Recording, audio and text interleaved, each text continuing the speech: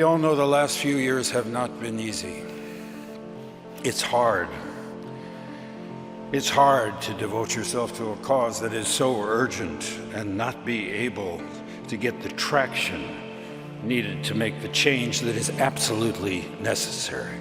It's hard to read the headlines, floods, fires, famines, plagues, and tell your children that everything is all right.